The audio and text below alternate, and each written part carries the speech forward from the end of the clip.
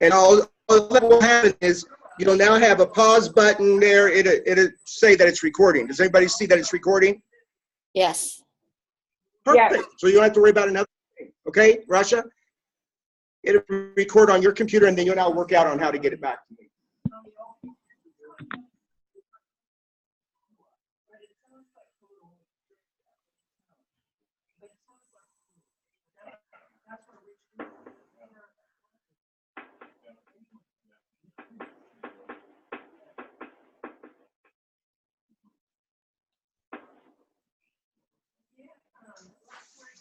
So Natasha, tell me a little bit about yourself.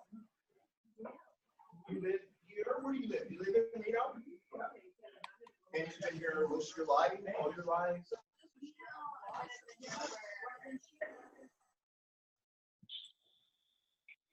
Where'd you come from?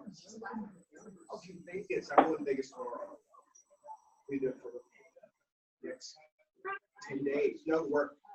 Yeah.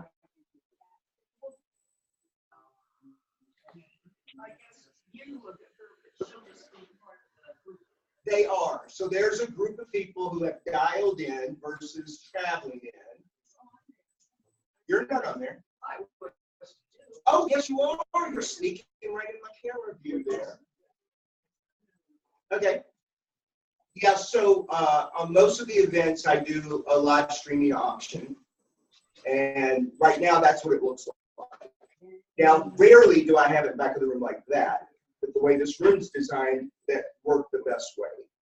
We usually have it set up where I have like a little platform, and it's set up on the corner, so nobody else sees the people. But not like they care. I mean, they're probably happy to see.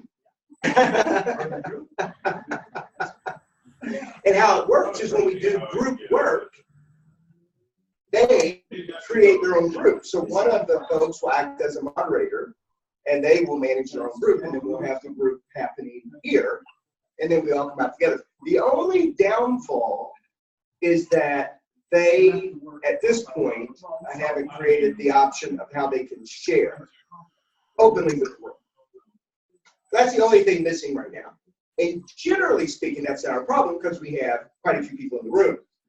Up here, this is the first Reno thing I've done in, gosh, 15 years. Yeah. I lived in San Francisco. Yeah. But I used to lead programs for Landmark for a number of years. I did. And I led the largest seminar in the world for 12 consecutive years. Well, I led all the different seminars, but I led in Sacramento, and I had 300 plus people every week. The largest group I ever had was 428. Yeah. No.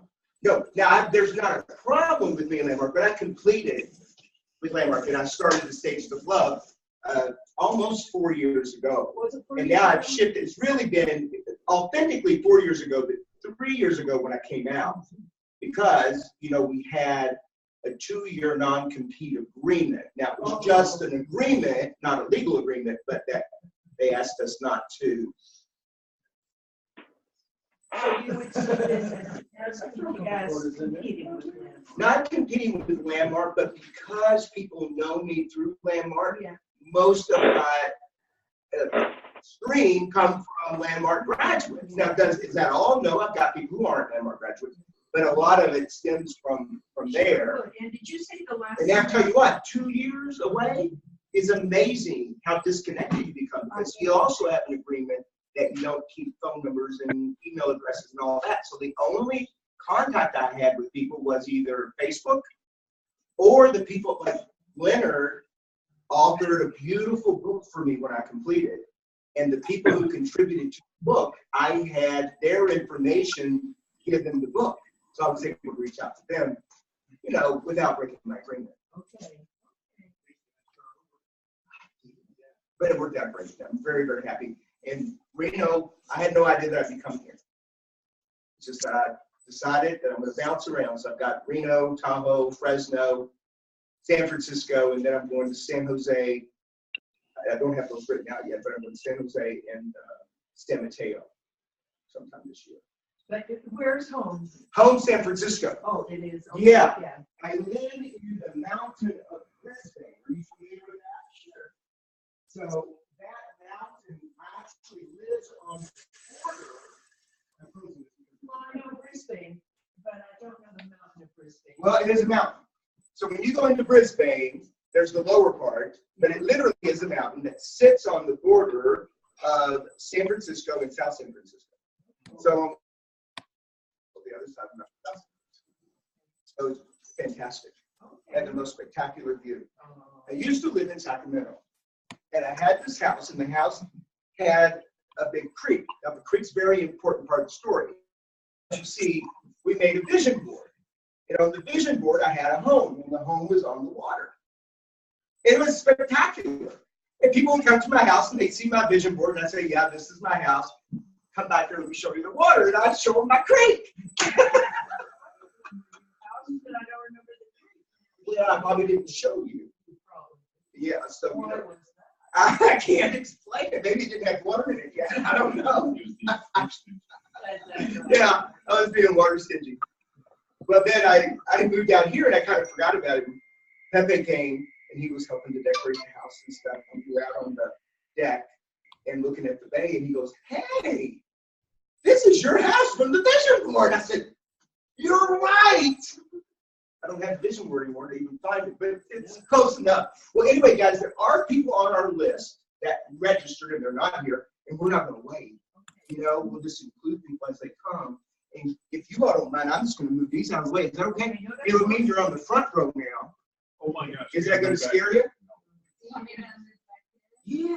And we'll just take you off that front row too. And those of you who are online, can you hear me okay? Joanne, can you hear me okay? Yes. Oh, good. Okay. And we can hear you. So this might be the first time that we will actually be able to include you guys in sharing. We'll just see how that works, okay? Okay. And they all said, okay. They might be talking to themselves, I don't know. Well, first of all, thanks. Whatever it took for you to be here, thank you for doing that.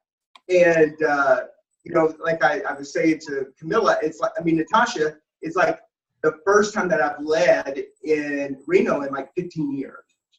So, you know, you two guys, and of course you, Steve, and Rich, there's a handful of connections that I have here, and Charlie. So Charlie, why don't you come over here so you can be with us?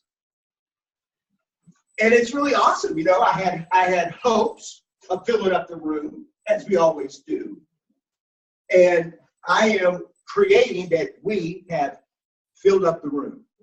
And we're going to be, we're leading to 1,000 people right now, okay? I promise not to yell. And if I start yelling, you'll have to remind me that there's not 1,000 people and I don't need to raise my voice at you. Because you know I am a loud guy. For those of you who don't. Those of you who don't know me, you're about to learn. I am a loud guy. Well, you guys, first of all, so you know that I'm Thomas Kuster. I'm the founder and I'm the director of the Stages of Love.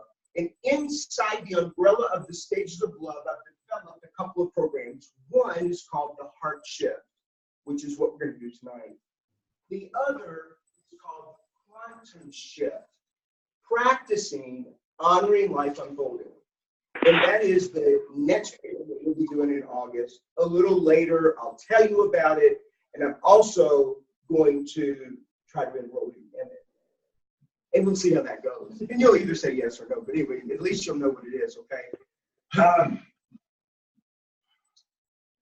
There are some incredible distinctions that I'm going to lay out for you.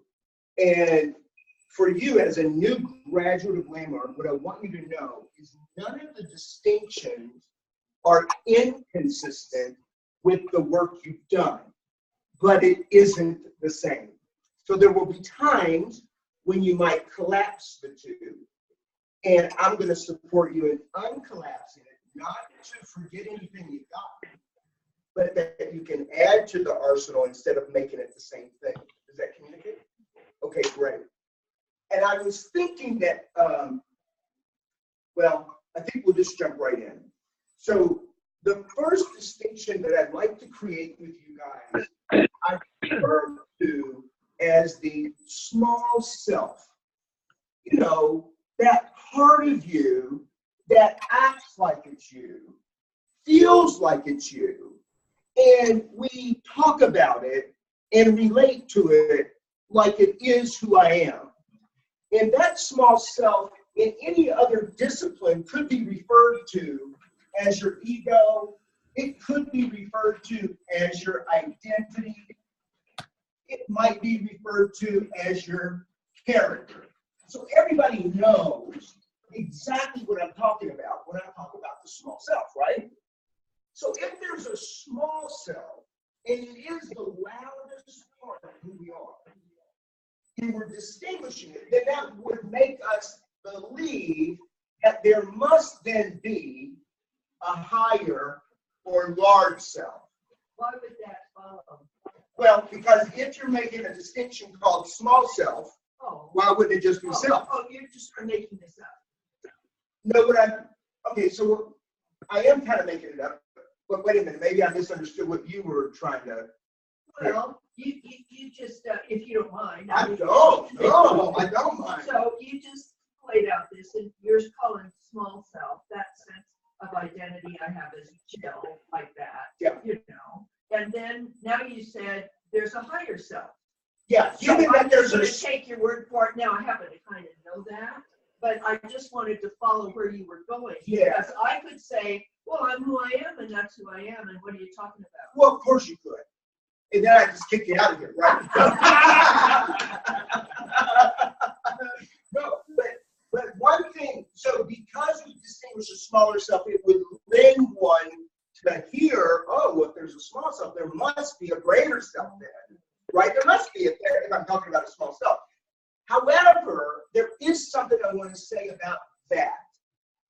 In my work, we don't refer to it as the higher self. We're going to talk about this particular self a little differently, and there's a reason for it. Because there's a lot of disciplines that talk about this higher self. And they all have different meanings. And they all aren't consistent. And none, or most of them, don't mean what I mean. So I only just say that to have that in the background for a moment. Just for a moment, because we're not going to distinguish it. Does it make it confusing, or is that okay?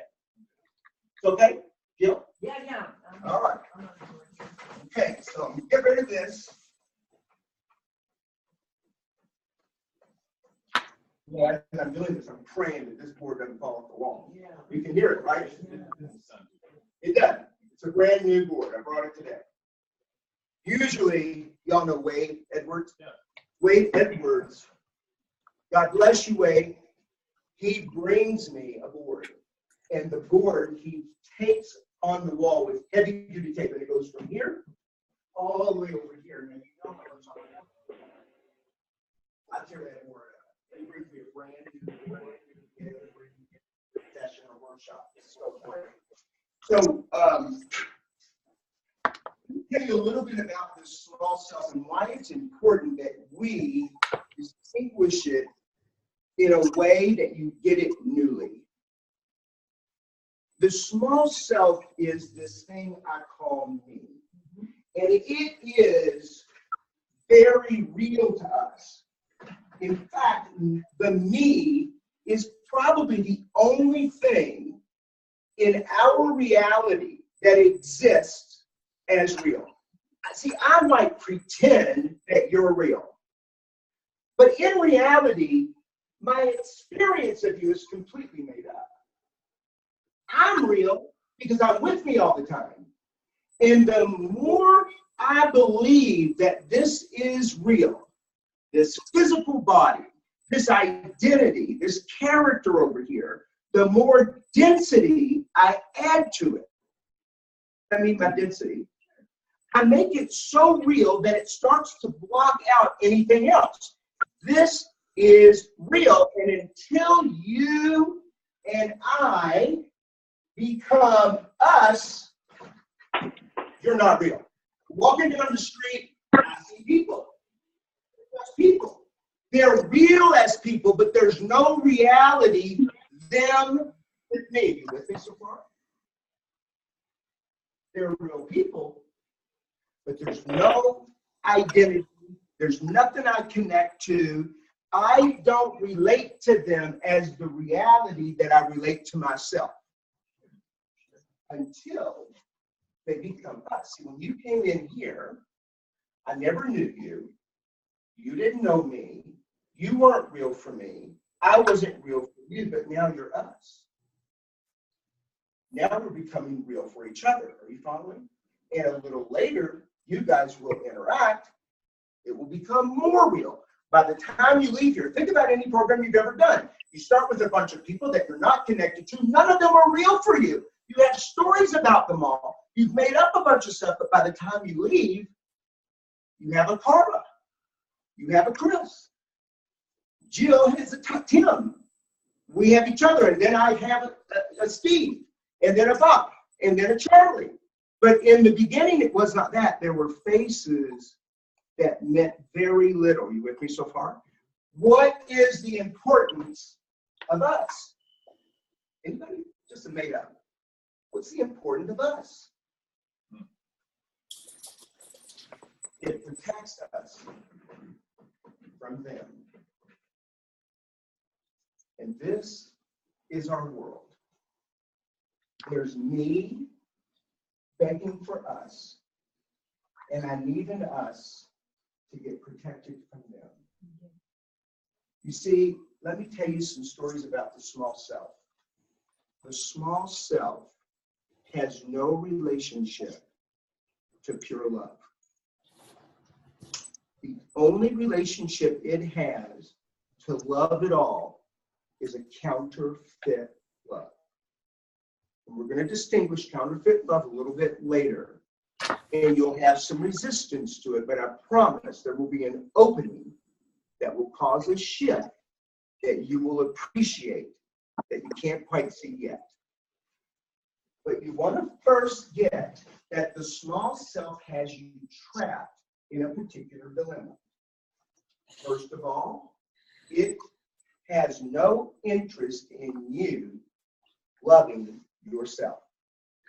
In fact, it has no understanding of love, and the only thing it allows for, in fact, perpetuates and pushes for, is that you and I look for those who will love us. See, if I'm led by the small self, then the only love I know is something external that will be given to me. And if I get that, I'm okay. And how I know I'm okay is I become an us. If I don't become an us, I'm not okay. Think about it. Think about the groups or the people with whom you didn't connect and you wanted to connect and you didn't, and you, in those moments, were not okay. There was a drive to be accepted, is what we call it. I just don't want to use that, because what I want you to get is this small self is very tricky. Not like it's bad, but it has no relationship to reality. Its only relationship is to keep you looking for something external to have you be okay. Not loving yourself, but finding it externally. That's counterfeit love. Real love is not external. In fact, real love doesn't exist in form. It exists as energy. We'll talk about that in a few minutes, but we're together so far? Mm-hmm. Anything that you want to put in just to feel like we're on the same page or not? I'm not asking that to think like you should. Just want to make sure. Well, Tim, let me ask you this. Yeah. You went from me to us. Yeah. And then, and is None of it's real. None of it's real. We are for ourselves real, but even that's not real, right? It's an illusion. I mean, if you look quantumly, if you get fundamentally into quantum physics, period, we are 99.9% empty space. So there is no reality there. Now, we're not going to go down that tunnel. It's good to have it kind of in the background, but this is not the time to go down that tunnel. But if you ever want to, it's a great conversation and a lot of fun, right? But in this conversation, we're only going to go from the quantum elements that are actually usable for us, because that one's not usable, right? It's interesting, but until you're dead, it's really not usable. You know? Okay. Thomas? Yeah. Can we just Yes. let's see if I got this right. Our small cell. The small cell. Everybody? The small cell. There's no mind. Okay. Very good. Thank you. Has us looking for something outside ourselves that makes it feel okay. What is it you're looking for outside? There's something specific that you're looking for. The small self says, I must find love outside of myself. That's what it says. So we look for love externally, and you spend your life doing that. So if you're single, you're looking for the perfect partner. And if you're single, and believe me, my coaching practice has been mostly around love, either relationships that exist or people who want them. And people who want them are usually single people, and they spend their life wanting. But here's what they don't know. Wanting leaves you being wanting. It's a vicious circle. I will. Absolutely, I will. So keep in mind, small self-driven, identity, character-driven, says I must find love externally. And if I do, I'm okay for a minute, right? And if I'm okay, that makes me an us. And us is the only way I'm protected from them. Make sense so far? Okay, because it's all about survival. Surviving what? See, it's not physical survival. It's small self survival. Everything that's happening is all in perpetuation of this identity that has you never get the experience of who you really are. Okay? So, you're single and you're wanting, and wanting leaves you being wanting, which leaves you suffering. See, wanting with no result is suffering. Yeah. Might you find somebody? Yes, absolutely. Then what? Then you want them to be different. That's being wanting. Because you see, you and I have a lot of skill in wanting. We have a lot of practice in being the wanter. So when we get what we think we want, we're still left wanting, because in the being domain, that's who we are, but we've never distinguished it. So you can't ever have it really work, because you want them to be different. How do you want them to be? Somebody, how do you want them to be? Anybody online too? The good news is you guys can talk and we can hear you. Perfect. You might want some kind of perfection, but there's something more specific. What do you want them to be? You might want them to be loving, but what do you call loving? Any idea? You want them to be you. See, being in love is great, except the other person isn't you. And in the beginning, that's perfect, because the ones you choose are the ones who have all the attributes and characteristics that you think are missing over where you are. And now you're going to have them, because when we're us, we get it all. And then a few months later, you figure out that's not true. And you wish that they were just more like you. And the wanting continues. We're together? Yeah. Anything before I erase? Oh, I made a promise that I was going to write so people could read. Okay. I'll read promise. Well, okay, sort of. Yeah, I'm going to make an effort. Okay. So right now, what's your opinion of the small cell? I think I need water. This is iced tea, and it's, I think it's drying me out. Yeah.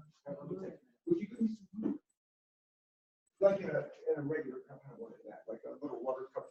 I mean, I know there's water around there somewhere. We have a bottle in the car. There's water in. Oh, yeah, there's water in. So what's your opinion right now of the small cell? It's small, pretty shallow. Shallow, okay.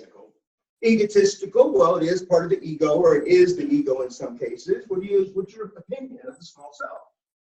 Thanks. All-encompassing. Most of the time, at this particular point, people have a negative opinion about the small cell. So this is the opportunity for me just to say to you, the small self is not negative. It's protective. And by design, it protects itself because it pretends to be you and you think it really is. So it's not bad. It's just the tail wagging the dog. That's all.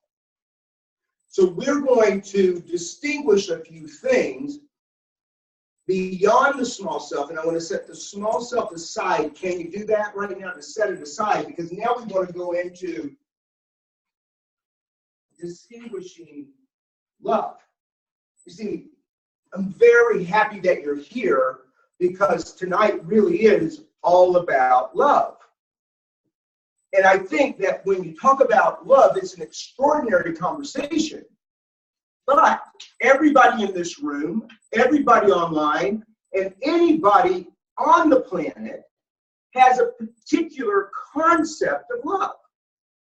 You may have your own personal picture, and then there's a cultural picture. And that culture could be as big as the planet, or it might be as big as the country or the state or the community that you live in or the church that you go to. But we all have different concepts of love. What I'd like to do is to shift from the general concept into an experiential identity of love. And I refer to it as quantum love, only to have it distinguished.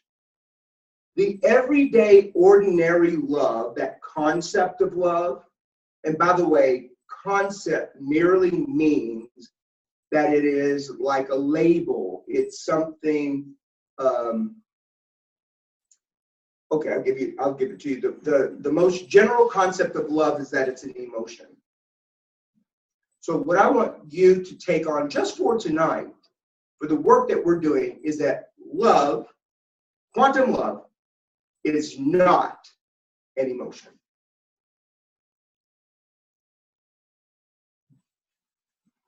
It evokes emotion.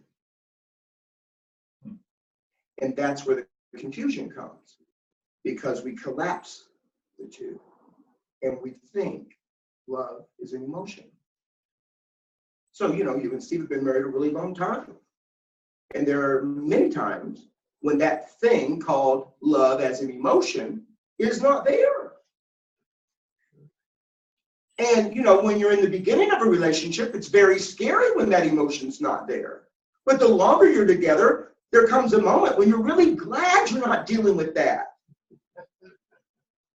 Because it's a very interesting little critter. It actually makes a mess of things. Why? Because that love is what I call counterfeit. And you and I have been trained in counterfeit. And that is the reason that relationships are so hard. Because we don't know what love is. We have this concept of love. We look for it. Somebody will model it for us because they're looking for something. But they're modeling. And you model for them. And nobody is open to telling the truth about the modeling, because if you did, you wouldn't get what you think you want. Follow? Yeah.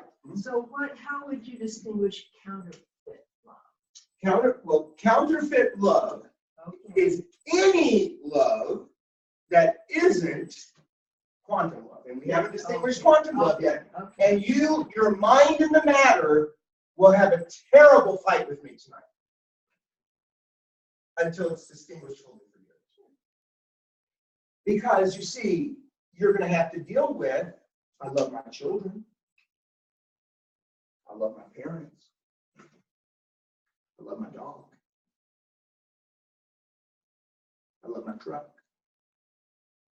You'll have to deal with all of those love being counterfeit.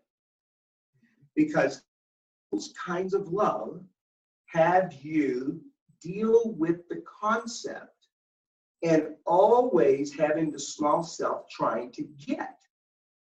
See, love for your children is what? You'll hate me, but tell me what your opinion. Love for your children is what? Love for yourself. It could be love for yourself. Anything else around it? Love for your parents is what? There is a feeling. Just try this on with me, because there is self-involved, okay? There is. It's biology. I love my children because they're my children. There's a lot of people who don't like their children. There's a lot of people that if they told the truth, they wish the children they have that they love weren't theirs. They wish they had somebody else's children who they don't even love, but if they were yours, you love them. It's biology. It's biology. It is survival, and at that level, it's physical survival. When you're a baby, you don't love your mother. You're completely dependent on your mother. When you're a mother, you don't love your baby. The baby is completely dependent on you, and you love the dependency. That's in the counterfeit world, by the way. Because I'm saying it as though there's no love there. But there is love there, but we got to get this out of the way first. You got to go through the tunnel of, no, sister, I agree with a couple of things you're saying, but you know what? I really do love my mother. Hey, I really do love my mother. But I'm also very clear, if my mother was actually your mother, I would love her the same as I love my mother, and I'd have no connection to my mother whatsoever. And I know that you think your dog loves you. No, he loves that your hand comes out. He's dependent on you. It's a very good feeling. I don't want to take any of that away, but for us to get the real deal, we've got to deal with the counterfeit. I'm surprised that Joanne has not jumped out of that screen saying, I do love Cookie. Cookie is the best thing that ever happened to her. But I think actually her screen is frozen. Yeah. Cookie's joined. Yeah. And usually the dog will be right there in the screen with her. She just barked at you. What? Cookie just barked at you. Well, Tim, so I can get that, that how you love your kids is emotional. Like, I see my kids and I feel like I really love them. You know, then sometimes I don't. Yeah. You know, I Yeah. mean, I would say I always love them. Of course. But when they're being really difficult, it's annoying. Yeah. So I'm annoyed with them, but of course course I love them. And they never get annoyed with you. Oh my God, they do. But anyway, so your distinction is that it's a kind of counterfeit love. It is counterfeit love. Not a kind of. But it's emotion, but it's emotional. And real love, pure love, does evoke emotion. So I definitely want to make sure that we know that there is emotion available when we're talking about quantum love. There is.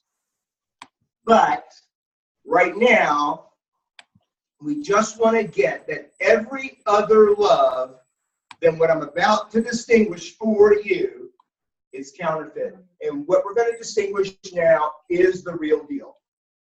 And when you get the real deal and you start connecting it to the kids, your parents, the partner that you've chosen for life, you will start to see a new possibility for love as a distinction that will give you more power and it will give you a lot more emotion than any of the counterfeit love. See, because the counterfeit love, the emotion doesn't last. It's like Vegas. It's like RENO. You win just enough to keep you playing. And you're afraid not to keep playing because you did win a little bit, and if I keep playing, I could keep winning maybe. So you keep doing it. That's a vicious circle. But we know, logically we know it's set up so that you never really win. That's counterfeit love. It's set up so you never really win. You're always chasing something. You're always wishing they were more like you. You're always wishing they understood you. Everything makes you, me, I'm going to say me, more real. And here's the thing that happens when you become more real. So this is the me. Very cute. Huh? Nice. So you have to be that. When I say me, you got to be me over there, right? Because I don't want to say you anymore. Because I want you to get this world of me. And you're very me heavy. They annoy me. I get frustrated with them. Everything is about me feeling better. Me being okay. Me getting what I think I want because I'm stuck in being a wanter. And I don't know that I'm stuck in being a wanter. And by the way, I'm not making wanting wrong, and you might hear that in a way. It's a small stuff. Doesn't want you to get the real deal.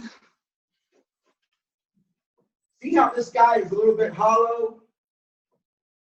That's not me.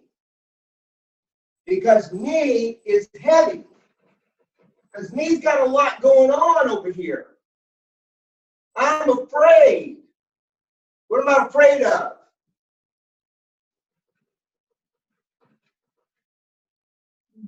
I'm afraid of them. It's always about them. Who are them? Everybody that's not us. But not us. Yeah. Yeah. Them is everybody that's not us. Us. Okay. I got to make a lot of us so I feel okay. Yeah. That's everybody. But I that's have a still me. connection to, right? Everybody that agrees with you, Oh. yeah, because when they don't agree with you, they don't stay. They become them. Okay. Right? Sure. Us agrees with me. Okay. Those are the people we keep around us. They agree with my attitude. They agree with many of my opinions. And when they disagree, even in their disagreeing, somehow it connects to making an us. Do you follow me? Because there's different kinds of disagreement. There's some kind of disagreement that gets us stirred up and makes us closer, right? There's other kind of disagreement. It's like, hey, you're them. I'm clear you're them, and I'm out of here. Making sense, yes? Okay, good. Now, the more me focused I am, the heavier I get. Got that? Okay. I'm going to jump around a little bit. Pure love, that is the quantum love, is life energy.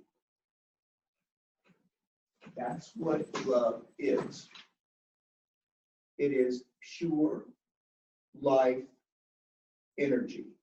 And you, and you, and you, and you, and you, and all of you, and this guy over here are vessels for the energy we call love to move through.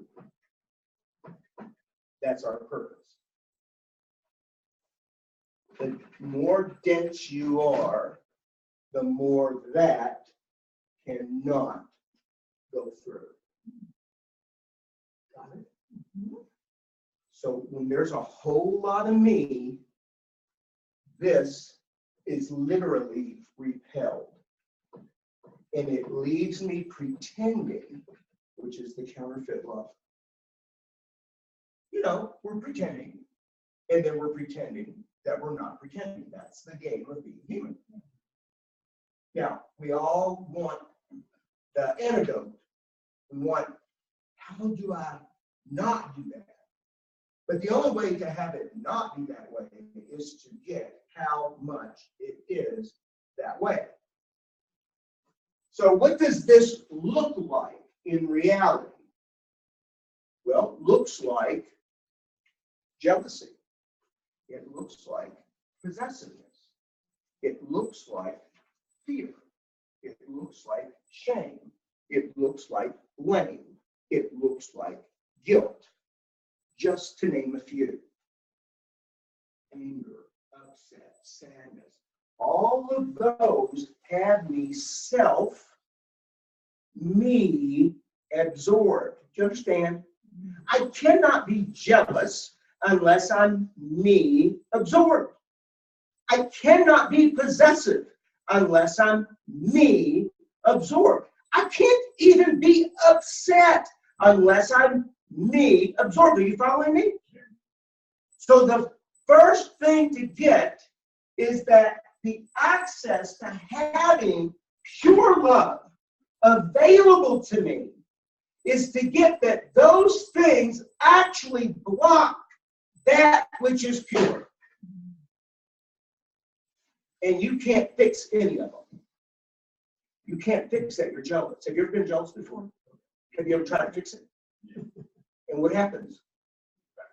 That's right. You get more of it. You get more of it. When I'm possessive, I know it's not good. I know. You don't have to tell me. I know it's not good. And I get more of it. I'm ashamed. And I make sure when you have shame, you surround yourself with people who remind you of how ashamed you should be. You can't get enough of what you don't want. So what's the answer? Seriously, like no freaking kidding, you guys. The vicious circle of being self-absorbed is so perpetuated in our world for each other that even with all the transformation that's represented with all the people here, I mean, how many of you transformed a lot of really cool things in your life? Amazing stuff, right? You moved things that looked like mountains, and you walked out lighter than you've ever been, and you were so happy to have a new life.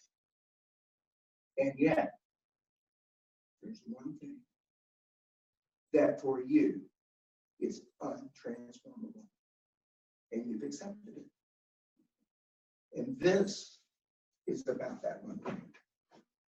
Whatever it is for you, however it shows up in your world, you don't have to share it, you don't have to talk about it, it doesn't matter. All I know is every single one of you have it. And this is the access to that one thing. Go ahead. Now, are we going to talk about maybe how to get less me absorbed so that pure love, life energy can flow through rather than getting stopped by all the me absorption? Yeah. Is that part of? That is the heart shift. When you walk out tonight, Yeah. my promise to you is there will be a shift. And the shift will have this experience of hollowness, where the self-absorption disappears. That's the hardship. You've got to go through this first. You got to really get it. You've got to get it. And you know, at this point, now the mind is starting to leave you alone enough that you can't. Like the argument is getting to be less. And now you're starting to see, yeah, I can see that. I can see that that is a part of my life. I am guilty. I do have shame. And the thing about guilt and shame is it's primal emotions. Every human being has a level of guilt and a level of shame. It's primal. Guilt is connected to what you've done or not done. That's guilt. Guilt is always around the doing domain, what I've done or haven't done. Shame is connected to who you are. And if there's enough guilt, it perpetuates shame. And when I'm dominated by guilt and shame, it doesn't matter what else you transform. That, because it's primal, will always resurface. Always. There's no way for it not. You follow? Because me, small self, says I deserve to be punished. And punishment has a level of suffering to it. Get it? What? You're like, no, I don't. No, I'm just working on that one. Go ahead. Because you could go through that list you did before about, jealous, possessive, and Blame, shame, guilt. Yeah. Those are a few. But blame, shame, that's not my experience of myself. Mm-hmm. So I was just not identifying with that. Now, maybe Right. that means I've just buried that. No. But I mean, I can line up with a lot of those others. So that's all. The primal ones, they're all not primal. The Oh, primal ones are guilt and shame. okay. It starts with guilt, usually. No, always. I think always. I'm a little afraid to say always because we might find an exception to that rule. But it starts with guilt because of everybody has done or not done something at periods of your life or even recently that guilt comes up. And somehow you have to deal with the guilt. And most people don't deal with the guilt by owning what they did or didn't do and getting it cleaned up, mostly, which then leads to shame. And this group of people has a whole different level of guilt and shame than people who haven't taken on transformational work. They have a different guilt and shame. It's all the same fundamentally, but ours, believe it or not, has more density. Because you see, we expect more from ourselves once we transform. You've learned to clean it up. You've learned to get off it. You've learned to not be right. And what you don't see is the sneaky little devil that comes up a little later that now you just really have more to be right about. Go ahead. Yeah, sure. Can you just kind of say that again? Can I say it a different way? Yeah. So, when you have transformation, you learn things and you can be better than you used to be. But what's sneaky about that, not saying it's wrong, it's just something to be aware of, not be responsible for. The sneaky devil is you now have more to be right about.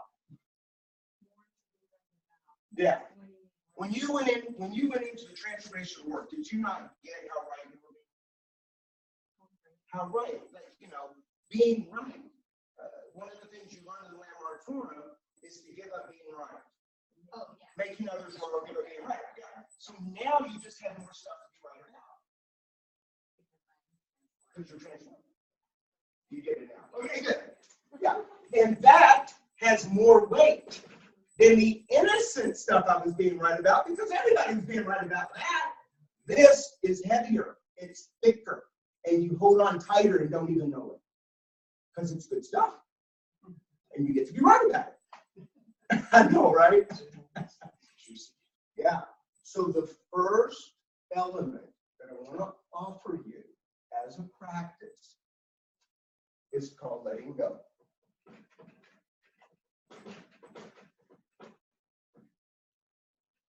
Letting go of what? First thing you'll want to let go of is the desire to punish yourself. And by the way, to the degree that you punish others is the same degree to which you punish yourself.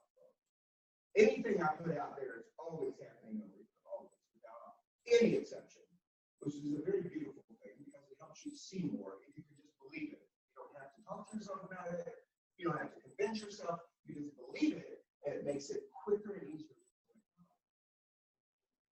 So far, so good.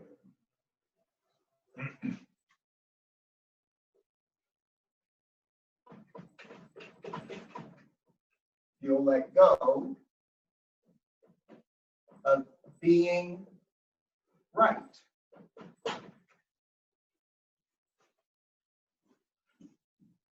You'll let go of the drive to blame. You can't let go of guilt and shame, by the way. If you let go of the desire to punish yourself, guilt and shame will lose its grip. But if you try to let go of guilt and shame, it perpetuates it. The more I try to push away guilt, that resistance in and of itself makes me more guilty. If I practice letting go of the desire to punish myself, it loses its grip and it starts to disappear. And here's what happens. This density, it starts to lighten up. And when that lightens up, I have the experience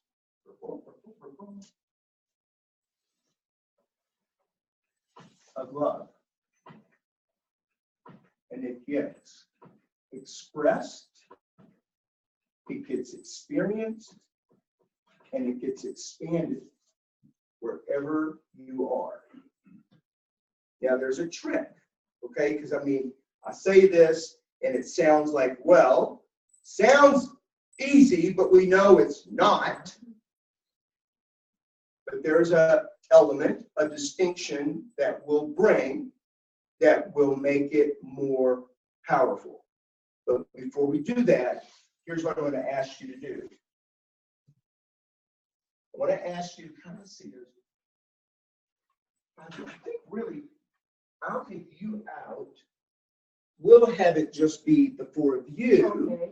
And then, Joanne, you can manage the online group. And here's what you want to discuss. You want to discuss what is the threat. So there's a threat to letting go of anything that lives in the domain of the small self. So consider what perpetuates the small self: jealousy, possessiveness, shame, blame, guilt, anger, sadness, disappointment. There's a long list, but those are the ones you can kind of just allow yourself to see. There's a threat. What is the threat? Because if there was no threat, it would be easy just to let go. But there's a threat, and you want to work out what is that threat. And by the way, it's not like a right answer. What it is the opportunity to dig a little bit. So you guys can talk about anything that we've distinguished so far. And while you're doing that, I'm going to erase this, and I'm going to list those distinctions so that you have them a little more clearly in your mind before we move on. Are you clear about what I'm asking you to do? Are you okay? Am I moving too far out fast? Okay, good. Thanks. I didn't think so, but I want to check with you. And I trust that you would tell me. I know, like, this is a comfortable area. Like, you don't know everybody, right? But you seem like you're pretty connected and able to say what you think or feel. If you're not, you will. Yeah, okay, good. All right. right, then you guys go ahead and just make a circle. Joanne, if you would manage the online group. I will. I need you to unmute yourself. Unmute myself. Rasha and Joseph need to unmute themselves. Thomas, when you go too far away from the board, we have trouble hearing you, just so you know. Oh, thank you. Thomas? It's Yeah. Susie. Hi. Yes, Susie. Could you repeat the question that they're asking for us? Because when they ask a question, we can't hear it. Sure, I will. Absolutely. Okay, thanks. Okay. So in our group, the question is, what is the threat? So who would like to go first? Well, I guess I will. Okay. And Susie, I apologize for calling you Susan. Oh, no, it's fine. It's my name, but either one's fine. I will just, I don't know what the threat is, but I'll tell you what's been going on for me. Sure. Since we ended our last group, I was in a really good place. And I feel like I've done a tumble backwards a little, and it's around my old friends from like young age. I'm in a space of wanting to be heard from them. And I really don't even hang around with them anymore. We just get together and it sounds really silly. You know, we get together, you know, with celebrations and stuff like that, and we're connected on Facebook, but we don't see each other on an everyday basis. So I'm guessing the connection is in my past about who I am now, and there's a threat of some sort around myself, around that. So if you guys have any suggestions, So feel free. let me understand you. When you say you want to be heard from them, do you mean that you want them to hear what you're saying? Or do you mean you want to experience being important to them? Or they're being Yes. in contact with you more? Okay. All right. Just want to make sure I understand. Yes. Okay. So the threat for you might live like something that I'm invisible, or I don't feel like I matter, like they don't connect with me. Something to that effect, yes. Mm-hmm. Could be.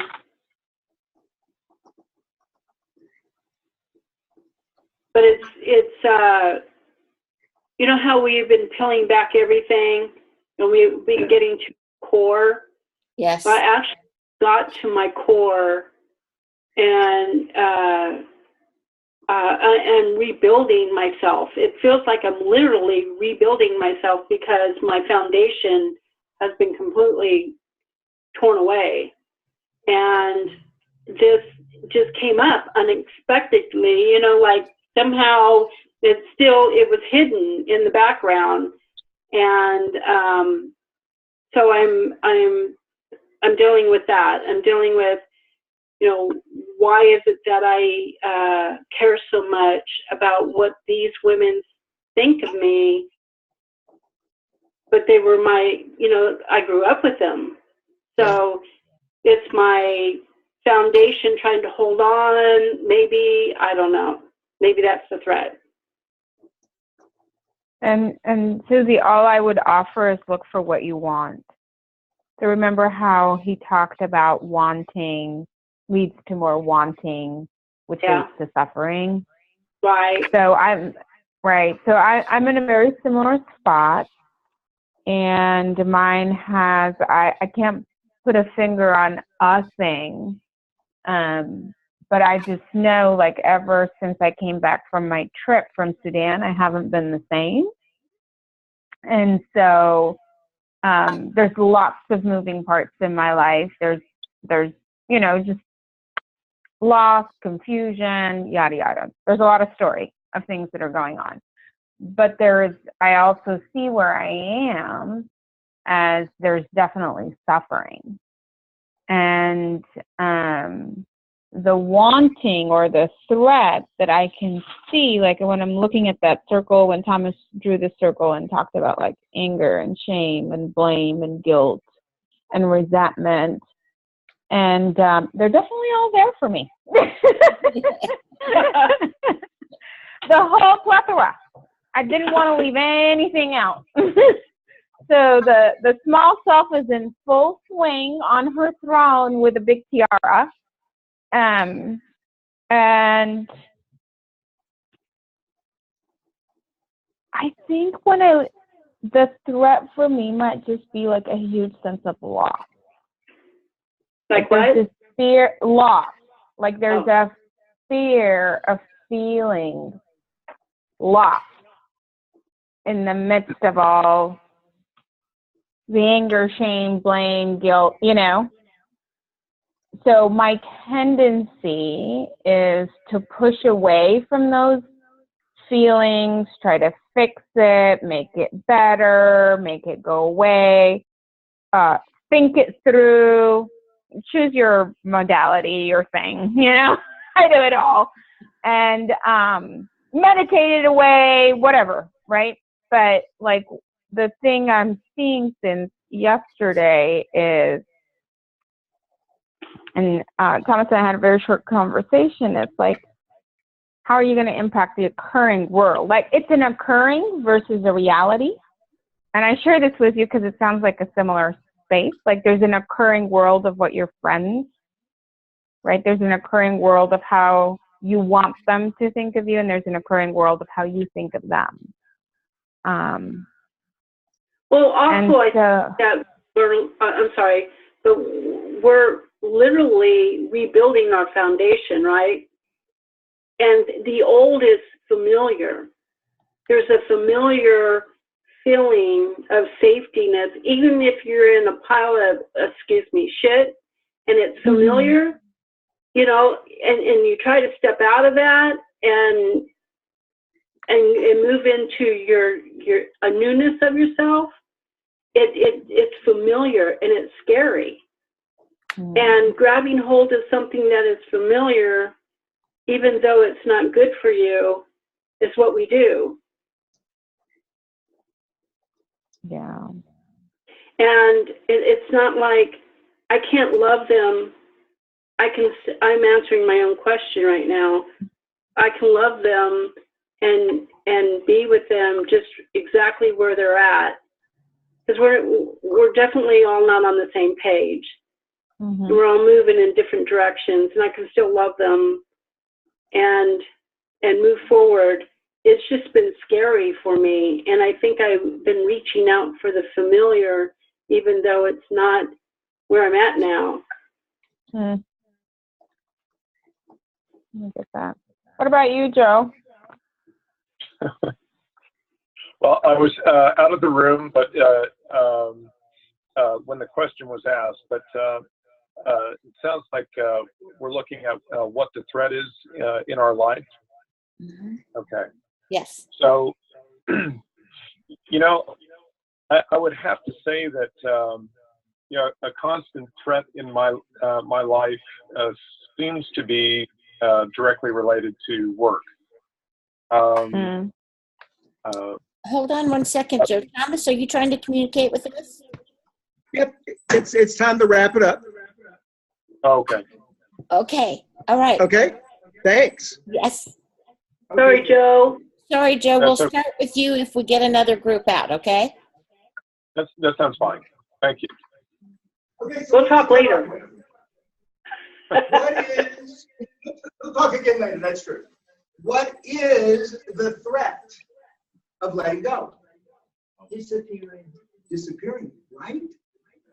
Disappearing. The biggest fear for a human being is death, but not physical death. Now, I'm not saying that people aren't afraid of physical death. People are afraid of physical death, but that physical death is not the foremost fear. It's the fear of losing yourself. It's like Yep. if you don't have a firm belief in an afterlife, if you don't have, and I'm not saying that is or isn't, by the way, I'm not even pushing for any belief like that. I'm just saying, if you do have that belief, you may have less fear of death. But what we're most afraid of is that whatever is on the other side, however the other side might be, there won't be a me. And we are full of me. We are me dense. Now listen, that fear gets perpetuated and it becomes a cycle you can't escape because the fear puts you back in. You understand? It's like every time you think you're free, you have to jump back in and get dense again. Is this landing? Get the picture? And by the way, I get intense, like there's something wrong or bad. And I want to pull back a little bit to let you know there's not. There's actually just something to get that will offer a new possibility that just isn't there in this moment. So we're going to do 3 new distinctions in a moment. So the distinctions we have now are the small self distinction. I want you to have an image in your mind. See the density? You think small self, I want you to think density. Get it? Okay. Counterfeit love is any love that cannot get through the density. You might feel emotion, and that's fine, but you will always be chasing after something, and the true love can't move through. Okay? That counterfeit love. Can you get this picture in your mind? It's almost like you are repelling. You're repelling it. There's no suffering about it right now because it's normal. Yeah.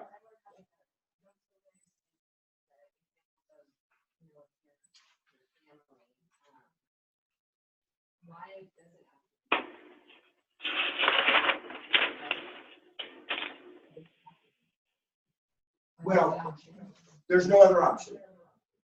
Is that what you said? There's no other option. There's no other option. The reason there's no other option is because I'm so me dense. It doesn't mean you don't appreciate your family. It doesn't mean you don't love them. And you know, there's like 7 or 8 different distinctions of love. But we're creating 2, and we're saying everything that's not pure love or quantum love, that's not what we're saying. And it's important that we say that in order for you to get quantum. I don't know if I can say anything more about it right this minute that will support where we're going. But I can say this, I promise that in a very short time, that will come together.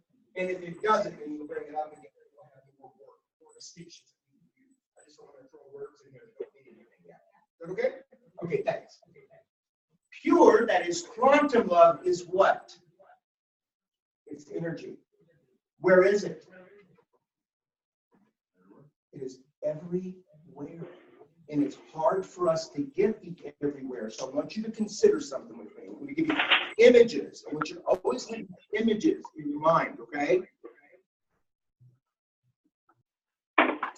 Right this moment, if you would, just imagine that you are immersed in the ocean and you're not drowning, okay? But you're immersed. You're complete water up to here and you're surrounded. Just close your eyes. And I want you to feel the water touching your skin. Just feel it. You're not going to drown. You're not, nothing's wrong. You just feel it. And in that water, there's lots and lots and lots and lots and lots of invisible life that you cannot see, but it's there. And it's touching you. It's around you, and you're immersed in it. Can you feel it? Thank you for feeling that. Now, all I want you to do is stay right there. Stay right there. Disappear the water. This is the ocean of energy into which you were born. And because you were born into it, you have no relationship to it as something that is there. It's full of life. It is quantum energy, life energy. That is love. And because you and I don't relate to ourselves as the quantum self we are, which is 99.9% empty space, we relate to ourselves as a dense me. Yeah. Helps you see something. Okay, good. Good. We're all together. The access to having the freedom to experience this love I'm talking about is letting go. And right now, I know this is conceptual and vague, but it won't be when you leave here. It will not be, I promise. It will not be. It will be so real for you. And the last distinction is who your being is wanting. And if you're in the, like your mind in the matter will get upset because wanting and getting is a lot of fun. And by the way, when I coach and work with people, I like to know what they want. And my job is to support them in getting what they want. So it might sound like I'm talking out of both sides of my mouth. But I'm not. Because you see, this wanting and this no, not dense wanting are two different worlds. They're two different worlds. But right now, we want to talk about the being wanting as the vicious circle that it is. Who you, that you have a practicing being a wanter. I will train you to be the person who gets what they want and can be who they need to be to have what they want, be bigger, better, and maintained. So you get the relationship you want, then you learn who to be, have that relationship be everything that it needs to be. That love isn't just going through one of you as a vessel. Now there's an us that's a vessel. We are on the planet for something different than just getting our wants. Okay?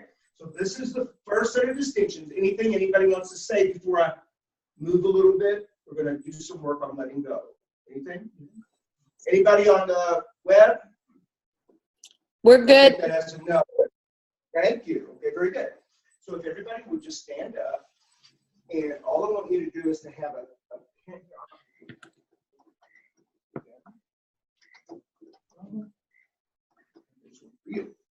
That paper down, please. So now we're going to talk about letting go. So what is it to let go? Well, if you would, with this pen, if you would just let go of the pen, please just let it go. Very good. Now I'm going to ask you to bend over and pick back up. Oh, by the way, you on the web, sorry. You need to be doing the letting go exercise. So just grab an ink pen and stand up with us. Forgive me for not including you. We're going to do it again. Nothing different. Just let go. Very good. Thank you. And one more time, we're going to pick it back up. Y'all didn't know we were going to do a rolling stitch. This time. Where that lamp? This time. Let go yet.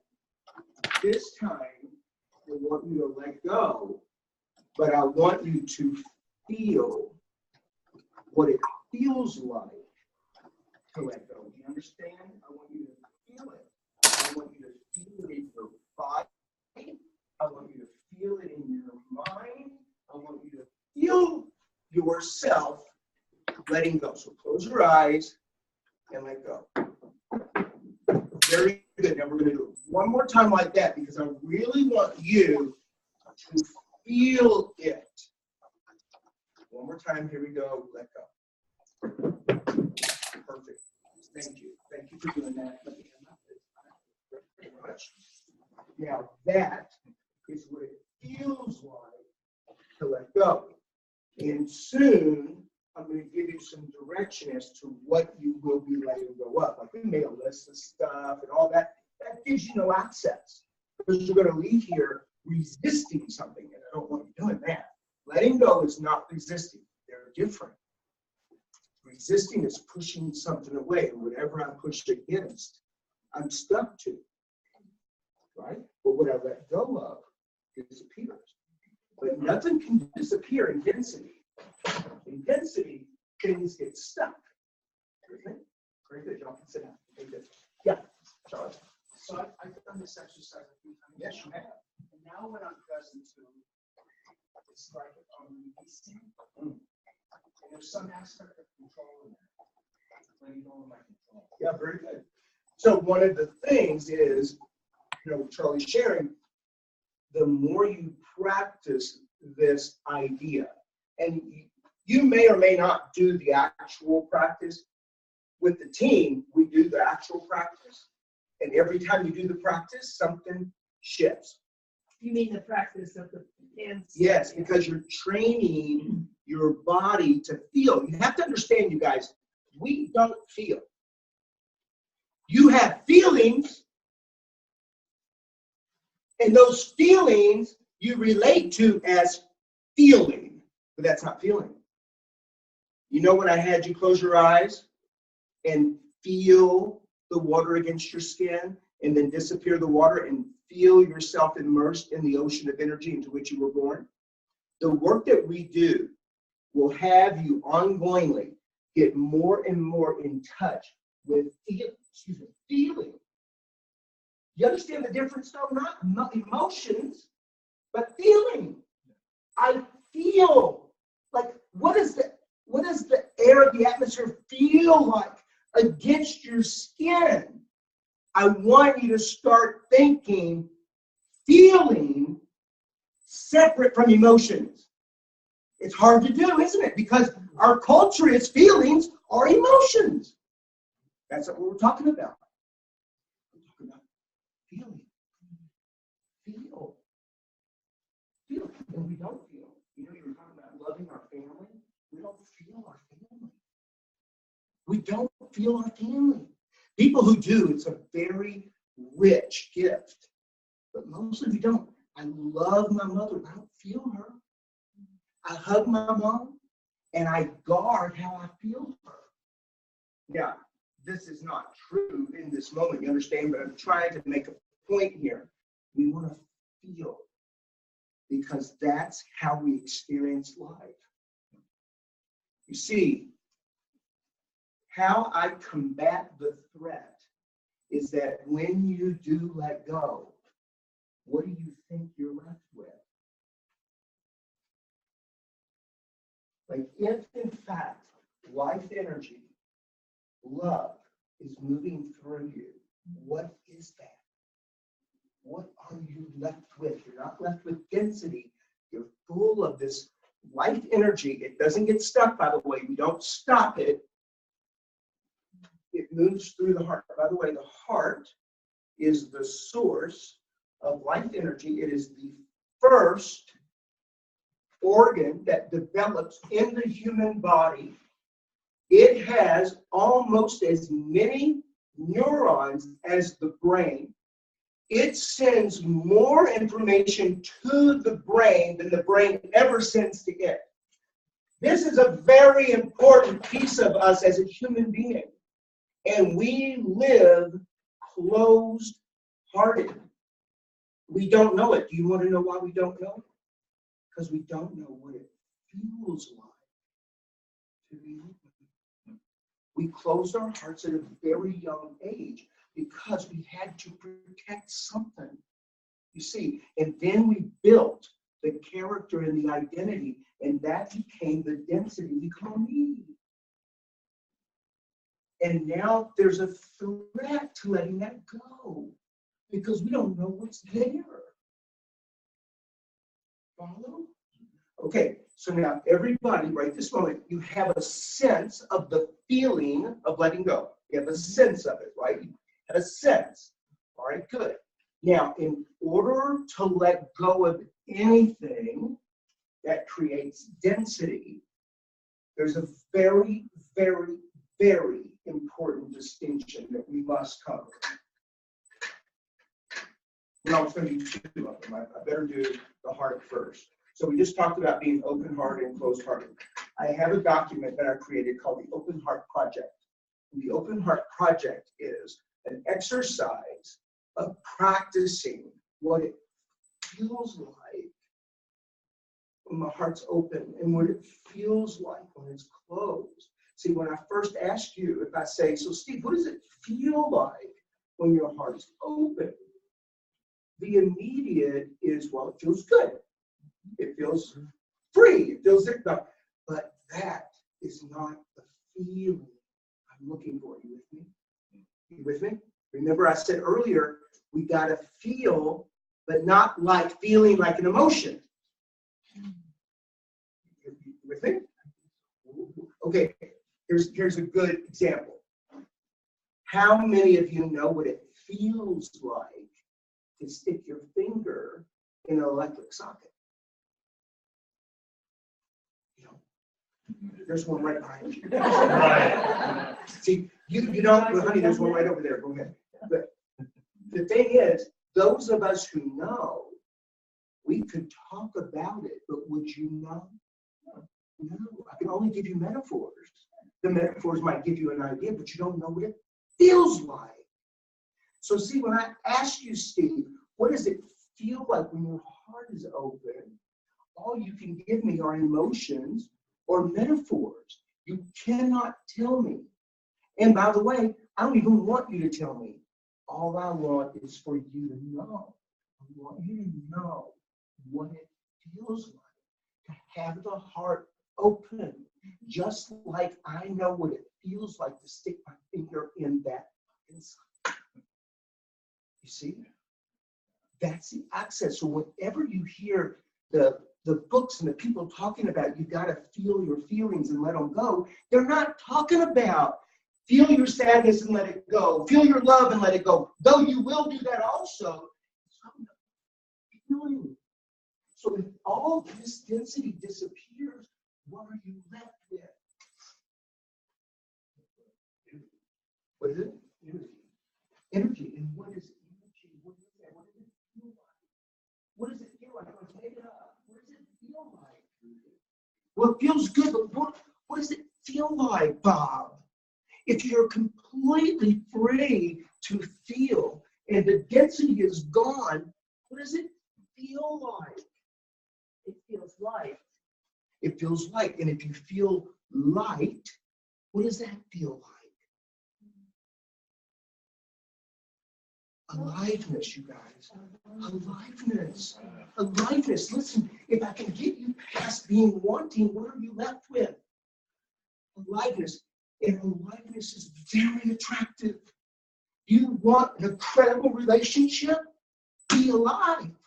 That's what gets you an incredible relationship. The wanting screws you. It leaves you this way, and it leaves you upset, and it leaves you thinking you got duped. Aliveness is what will happen, and that's where it all starts to make sense. And then the mind can start getting out of the way and letting you let go. You won't be as afraid. Will you be afraid? You will. You will. That's why we do it together. That's why we have, like I write the programs, I do the programs, and then I have a design team who does the whole program before we ever do it for anybody. So we can feel it. See, if I can feel it, then I can show you I feel it. And then I want to give it away. All right, so here's the most incredible distinction you're going to get tonight. Do you have the document? You don't have it, okay. Would you be kind enough to get my iPad for me? Because I have it. Okay. Letting go. Put it in the back burner for a moment. There's no access to letting go without what I'm going to give you now. What has the blocks disappear? And remember, what do the blocks look like? They look like envy, possessiveness, jealousy, blame, shame, guilt, sadness, all of that kind of stuff, right? It's what it looks like. That's what gets built up in here and it blocks life energy. That's what blocks it. The only way to remove the blocks is forgiveness. It's the only way. There's no other way, none.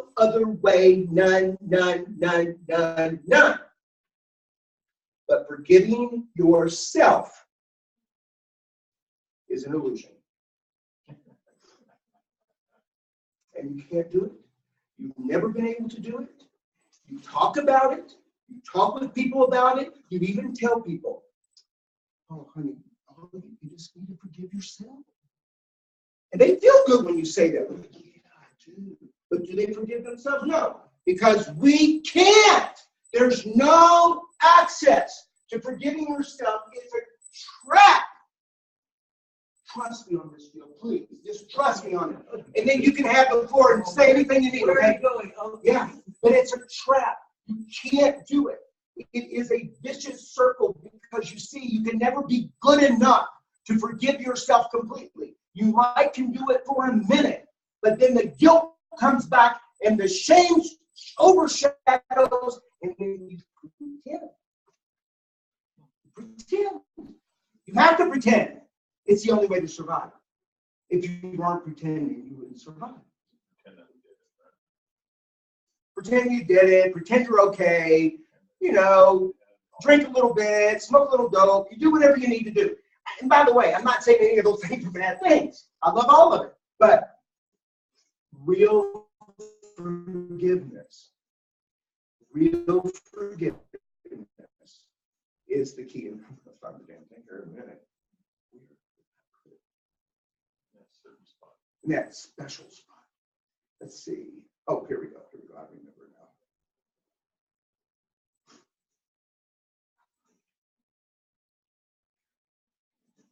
now. All right, it's opening. And by the way, if you'll remind me, I will send the document to you guys. I mean, I'm going to read it to you first, and if you like it, I'll send it to you. All right. This is called quantum forgiveness. Quantum forgiveness is distinct from ordinary forgiveness. What's ordinary forgiveness? Anybody? What's ordinary forgiveness? Thank you, Bob. So like I upset you or I do something wrong, and I say, Bob, I'm really, I'm sorry. And Bob says, thank you. Is ordinary forgiveness important? It absolutely is. It absolutely is, because we are animals that are community, and in order for us to heal relationships and be together, we must have a way of knowing that it's clean. So that kind of forgiveness is important. I want to make sure that's clear, because see, when I start going into quantum forgiveness, you might think that I'm saying ordinary forgiveness is not good. No, it's important. It just isn't going to give you your life. It will heal some things. Bob and I will be able to hang out again. But this will alter your whole reality forever. This forgiveness, quantum forgiveness, this forgiveness is distinct from a forgiveness of superiority. See, ordinary forgiveness has a little superiority, not bad, but you see that Bob forgave me. He had the upper hand. He could have chosen not to forgive me, which would be to punish me. So that is superiority. You get it? Not bad, just have to be responsible for it. It's distinct from a forgiveness of superiority. It is one that isn't logical, but rather ontological. It's a way of being, a space, if you will. In this space or state, one can rest and trust in a higher purpose for life. Not your life, for life. Where you can surrender to life unfolding. That is letting go, letting go, letting go. A lifestyle versus an act. Consider it this way. Your life purpose Your life purpose is to align with life unfolding. That's your purpose. Allowing pure love, that is life energy, to flow through you powerfully and naturally. And open-heartedness.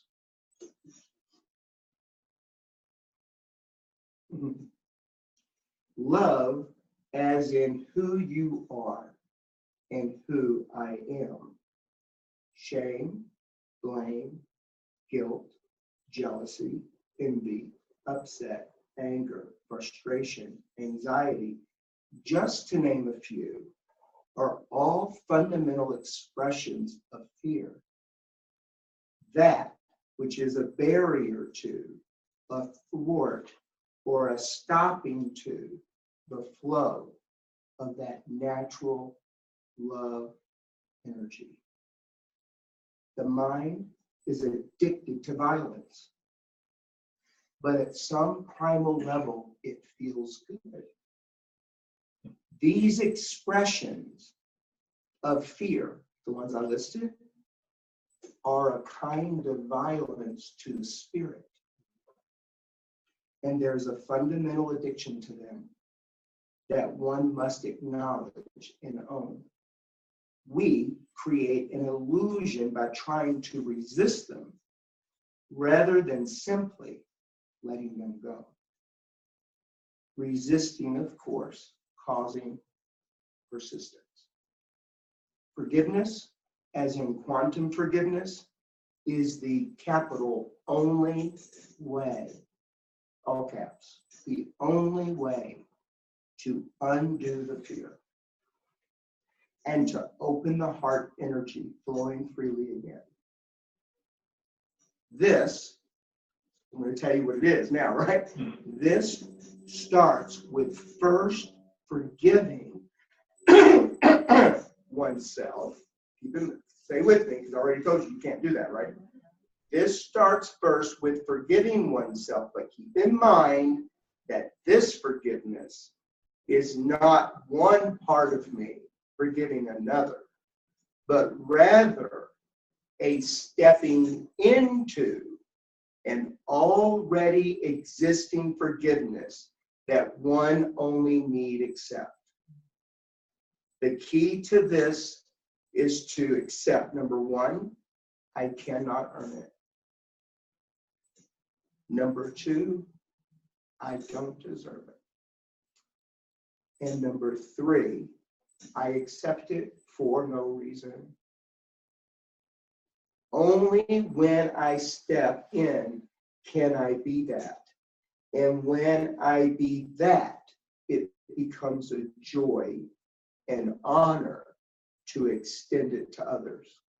Forgiveness is more than a generous gift, but rather a wonderful reminder.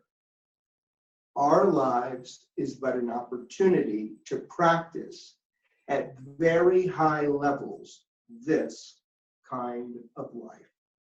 It's not the world that is our laboratory, but instead it is our own consciousness. That is quantum forgiveness. It is the air you breathe. But listen, you can only have it if you accept it for no reason, if you're clear you don't deserve it, and if you're clear you can't earn it. Because where your mind will go is in those three places, and that's what will keep you stuck. If you can practice quantum forgiveness for yourself, then letting go becomes natural. And when you let go, the open heart is a natural consequence. And then, just like I said earlier, I need a smaller eraser for that, don't I? The life energy then gets experienced, gets expressed, and gets expanded. Go ahead, yeah. So, just to get clear on letting go, that would be like, I'm in my day and all of a sudden,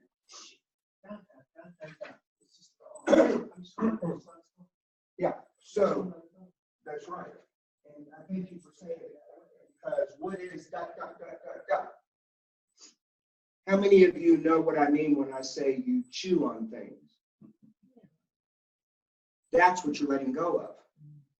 See, it's not you have to stop and say, well, that's jealousy. I'll let that go. No, because you can't. Jealousy is a label.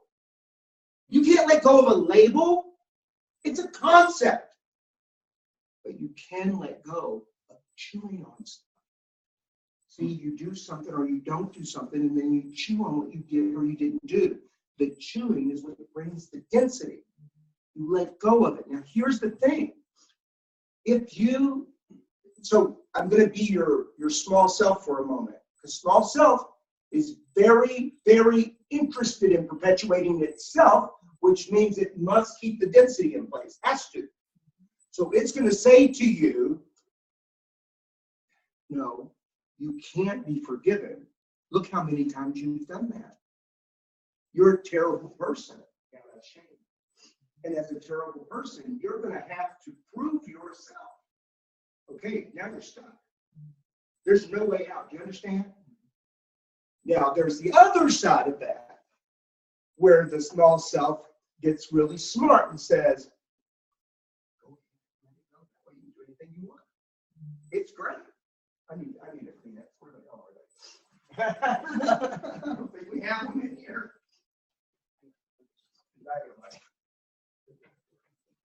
Okay. So talk to me a little bit. Give me some sense of what you hear in, thank you, brother. What do you hear in quantum forgiveness?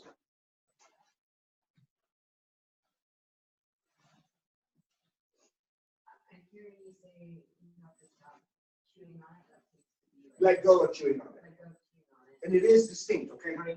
Because to stop chewing on it is resistant. Okay, because it's going to be really sneaky, you understand?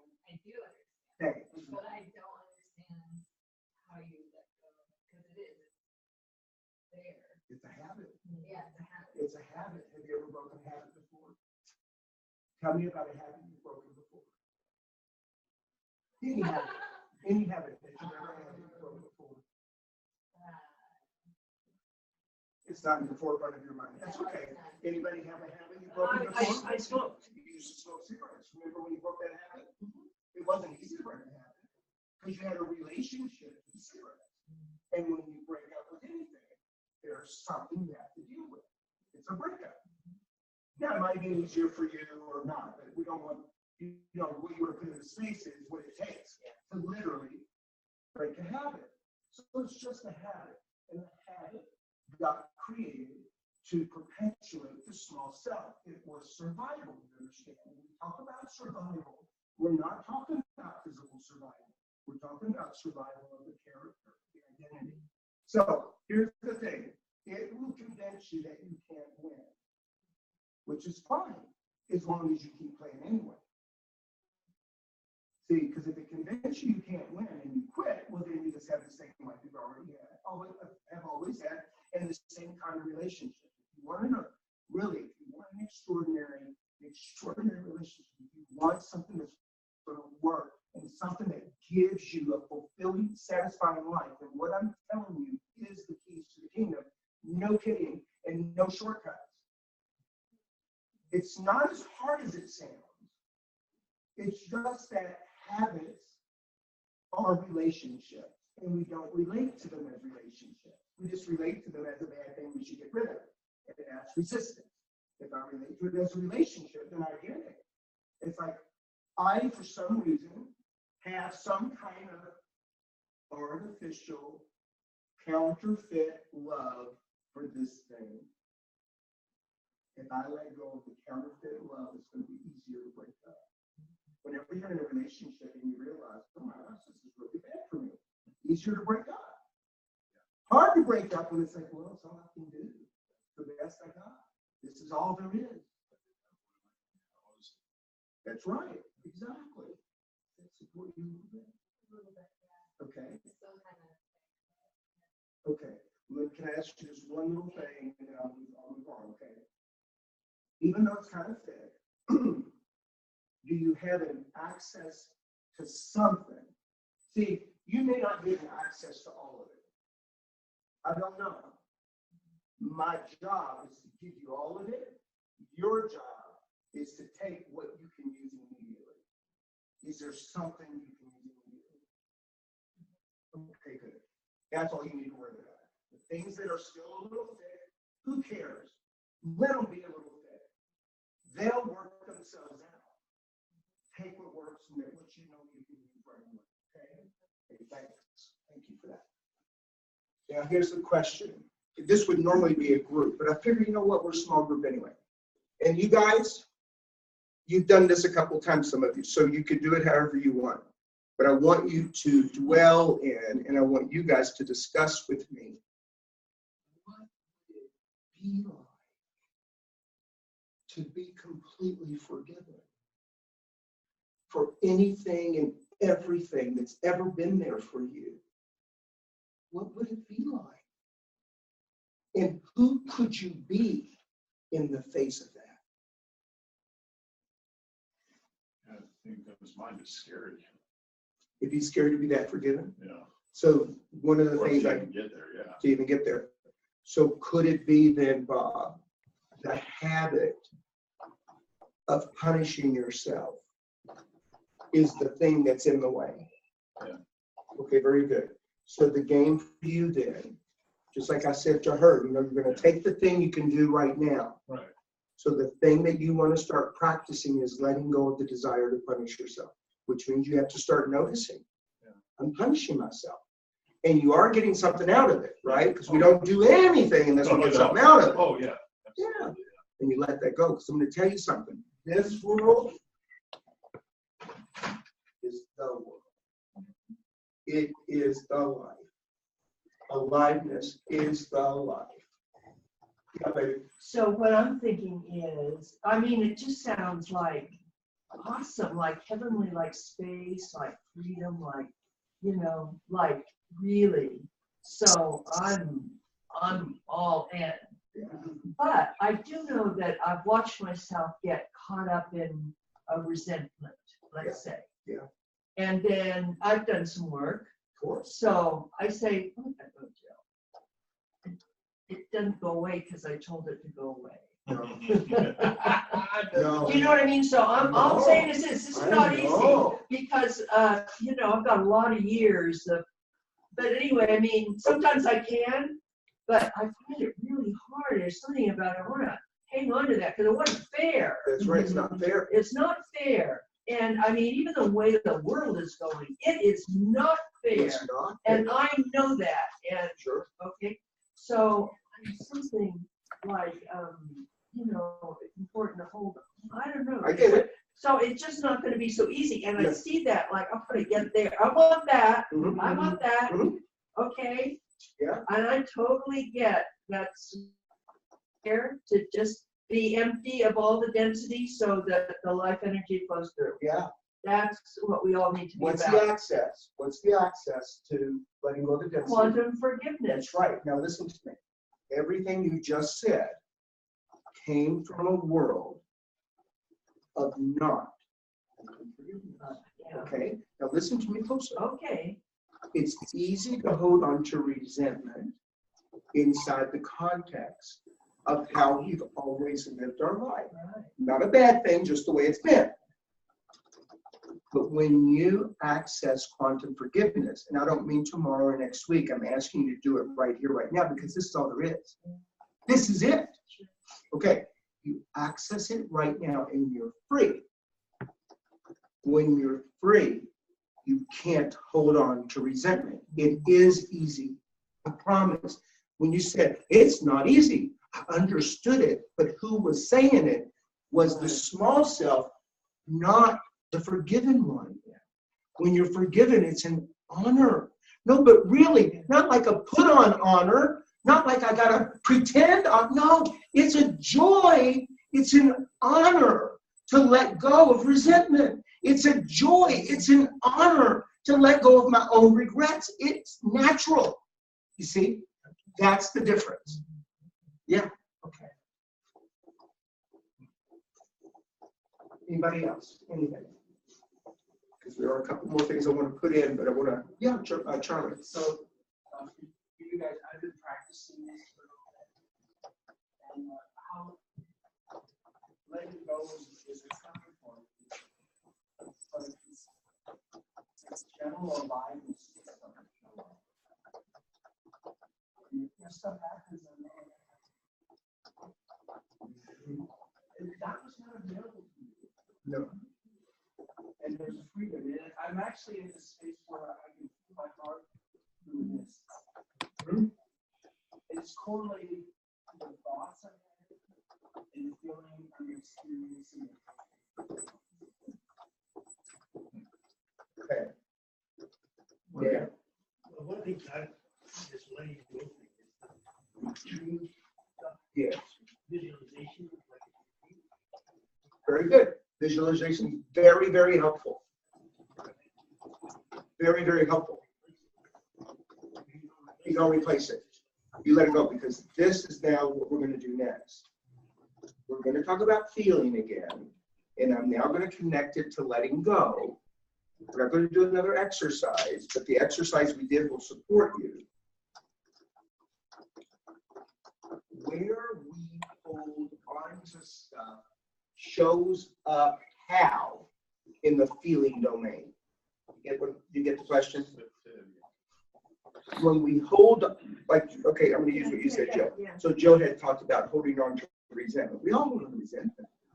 And when we hold on to resentment, where do you hold it? In your body. See, your body is the vehicle through which you get to experience life. It's the barometer.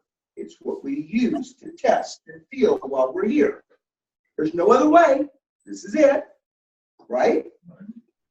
So the first action of letting go, the first practice that I'd like to train you in and give you as a gift is you find it in the body first.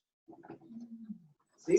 So like right now, just right this moment, just notice, like scan your body and just notice anywhere there's contraction or tension. Just anywhere, and just let go. Very good. And now you can go to the next place and just notice the next place where you have tension or contraction. And just let go. That's where you start to practice. The second place to practice is feeling. Now, if you can do it simultaneously, God bless you, that's the best way. But for some people, you got to take one thing at a time. And I find that people can almost always find stuff in their body. And when you let go of tension or contraction, you'll also notice that some of the resentment, some of the regrets, some of the all those other emotions were connected. You let go and you notice, oh, I don't feel as much of the resentment. You following me? Mm-hmm.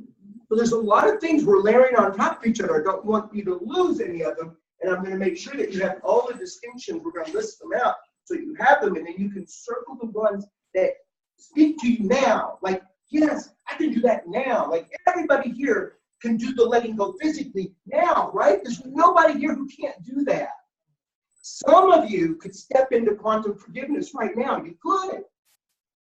Not all of you. I get that. And listen, I'm not foolish. I've been training people for a really long time. I had to train myself to get to this place, and I know what I did and what I dealt with, right? That's what makes it easier for me to give it to you in an organized fashion that you can walk out of here with a hardship. Any other thoughts, questions before I move? Okay. Would you do me a favor? Either take a picture of these or write them down, because I'm going to place them. Okay.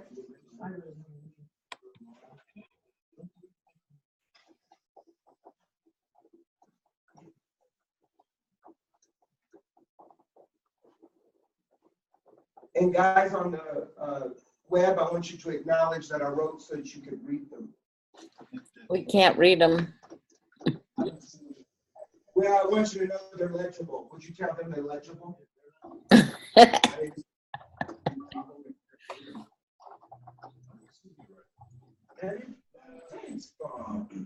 appreciate that. I must have been high that day or something. No, you were on your game. Oh, my day. I do some mean circles.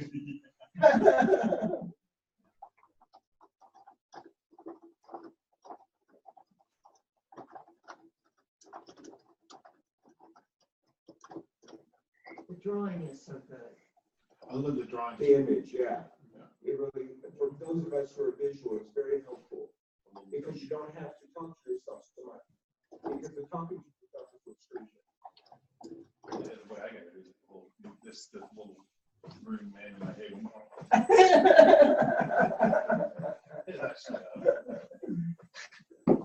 So what I'd like to distinguish with you now is life.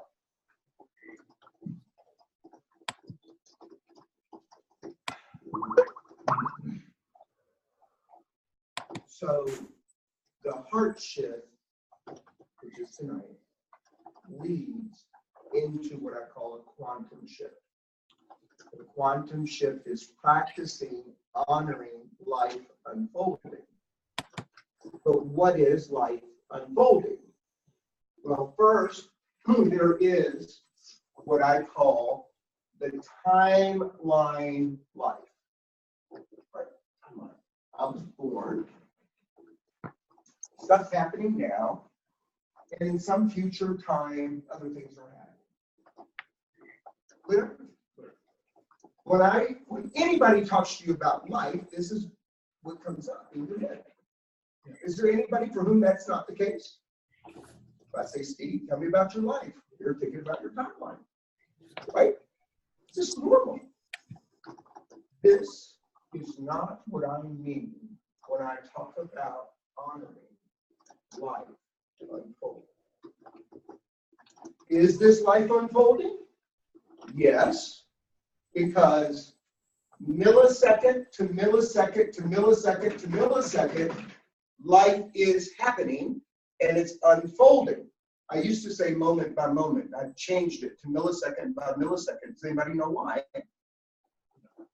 Make something up. Why would you think? It's smaller than a moment. And if it's smaller, what value is that?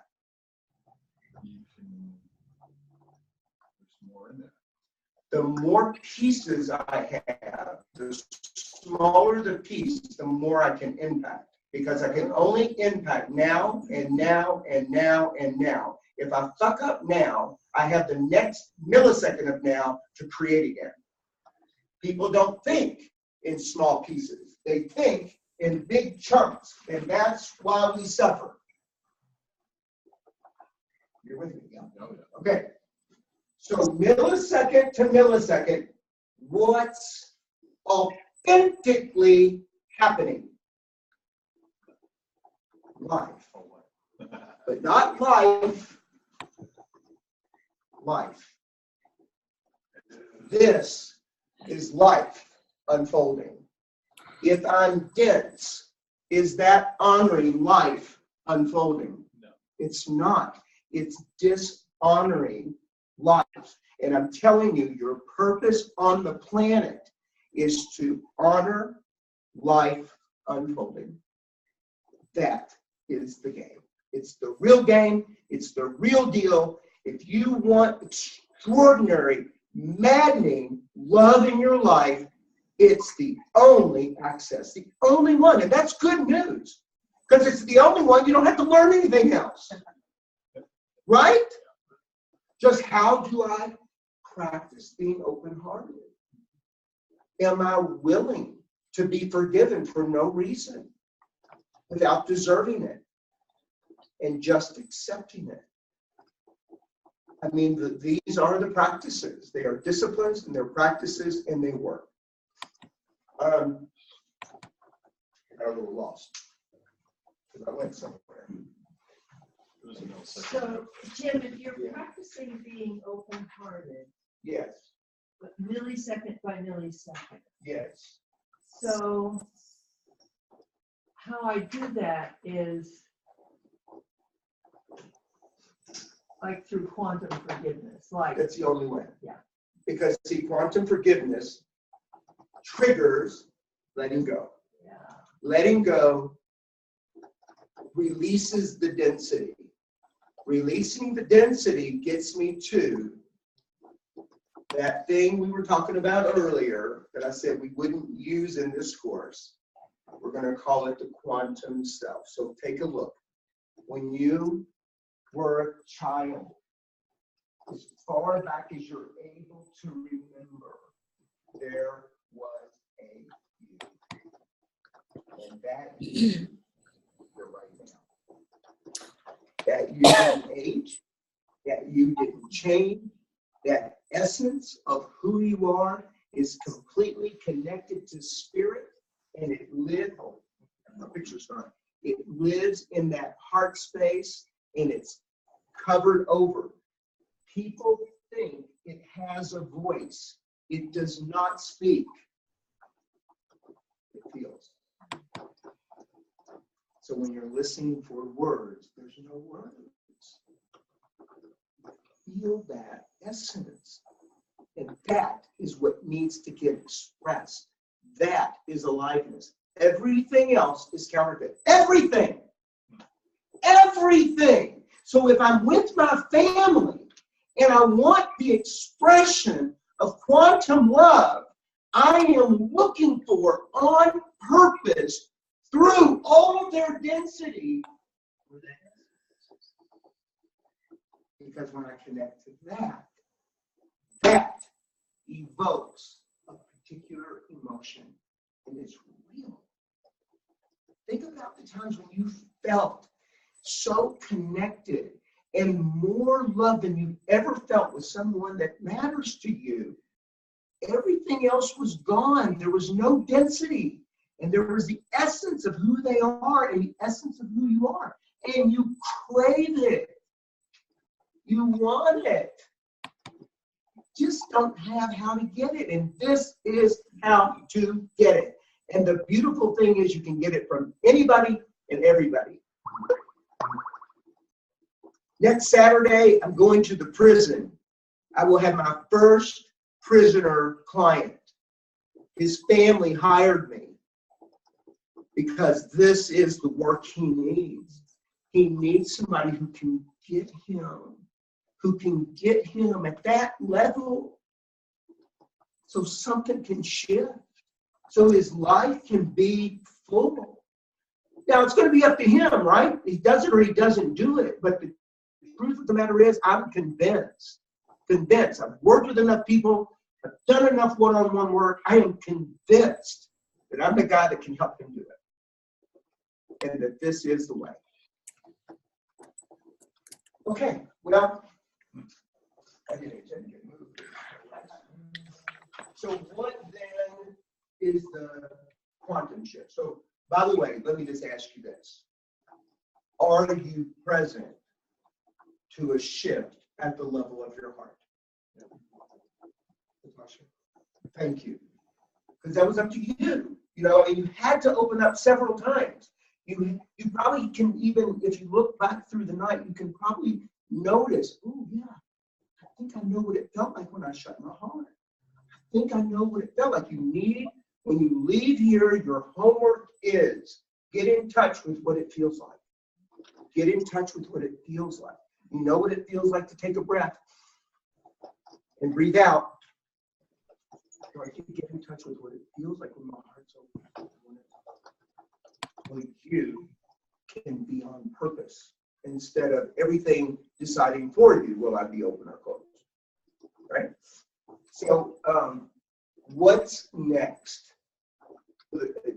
These are the practices, right? And I'm gonna list a few things, I promise. I'm just not gonna do that. What's next is called the quantum shift. Quantum shift is different than the heart shift. You must have the heart shift in order to get the quantum shift. It looks like this. It's all day Saturday, August 12th. I think you all have a flyer. Does everybody have a little flyer? Wow. No, I'm fine. I've got it. It's just that, you know what? I don't blow my nose, so I'm going to do that.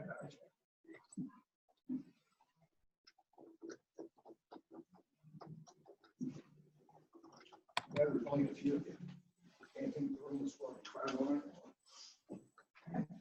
Okay, so August 12th, it's one full day. We start at 10 in the morning. This is in Sacramento at the Doubletree, and we go until 7 p.m. And then there are 3 follow-up webinars. The webinars are as important as the full day. Those webinars are on Thursday evening, 8 consecutive weeks from 7 p.m. until 9 p.m. Does that make sense so far? The tuition is $495.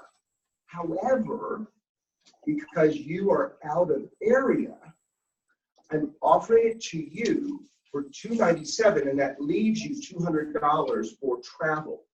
So whether you need to have a overnight, I mean, I don't care what you do with the money, it doesn't matter to me.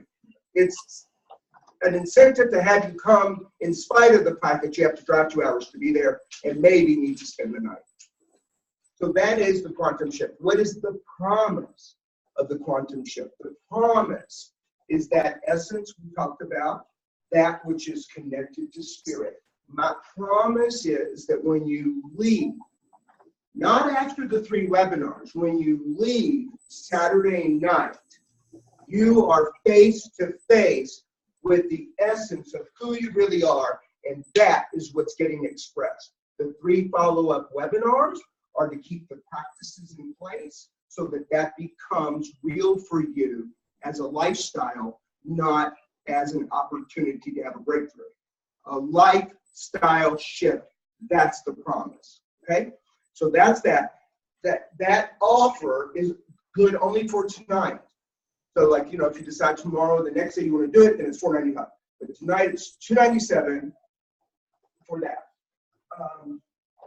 And then on the left side, it says my products and services. So I am a coach, and I coach on different levels of love being expressed at the level of self, and at the level of couple, and at the level of group. So I have my couple's blueprint, which is $10,000 for a year, and it's not for any couple. I have an application that has to be completed, and then if you're accepted, it's 1 year, and you make a promise to follow the blueprint for 1 year.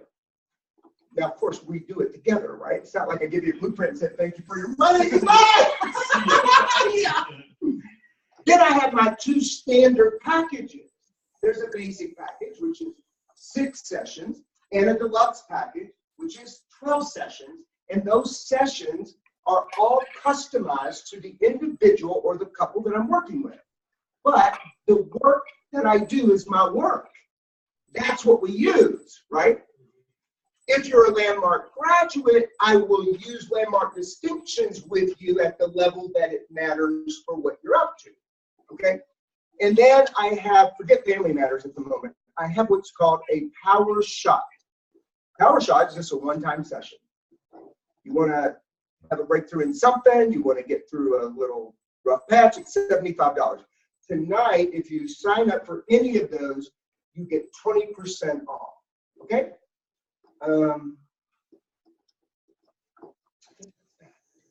Now, what did I leave out with you guys? Please just notice that there are several more heart shifts. There's no fee if you happen to want to come to a future one, because they're everywhere. Like the next one is in Fresno. The one after that's going to be in Tahoe, which really isn't that much farther for you guys.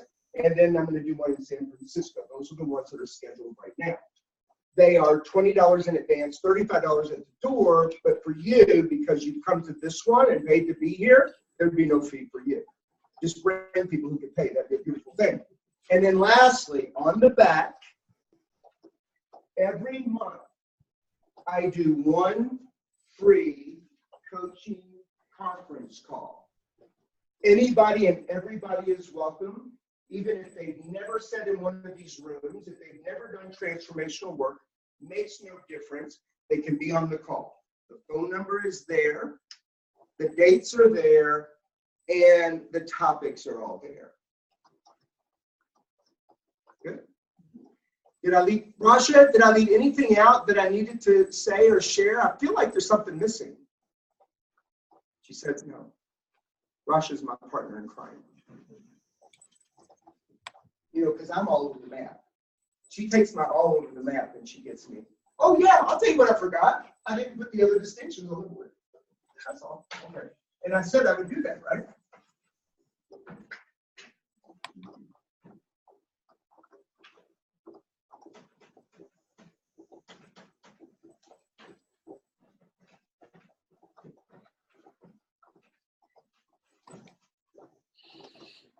You know, I put my phone going up here. No.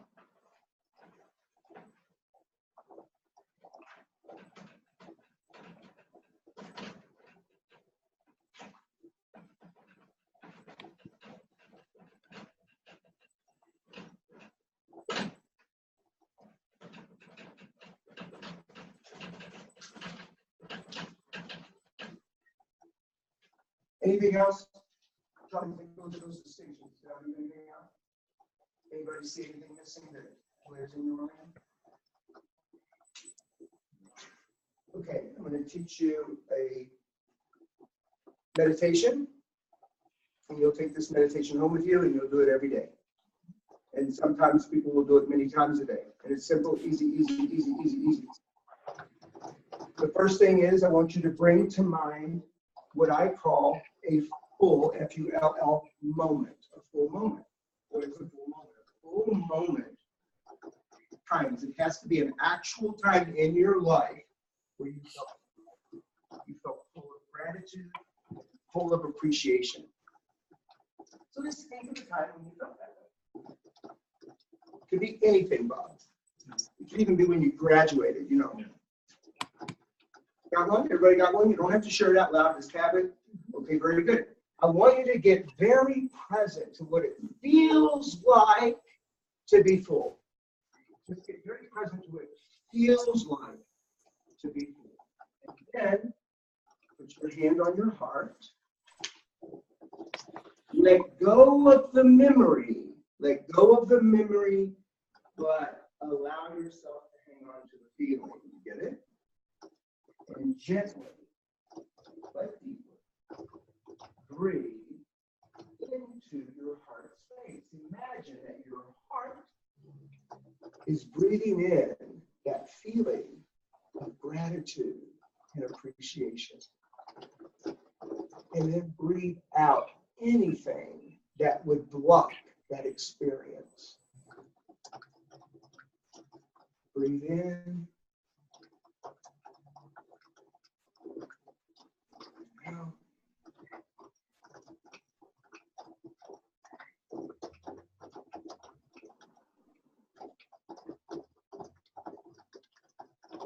Very good. Generally, you'll do about 3 breaths. Now, because you guys are a couple, I'd like to introduce you myself. I want to now introduce you to, do you mind saying that? Yeah. After the bliss point, what I have a couple do is the heart to heart. And what you do is you'll hug heart to heart. Close your eyes, and I want you to gently but deeply breathe in your mind's eye into the heart of your beloved. And vice versa. 3 breaths, okay? Just close your eyes and just do that for us, okay? Thank you.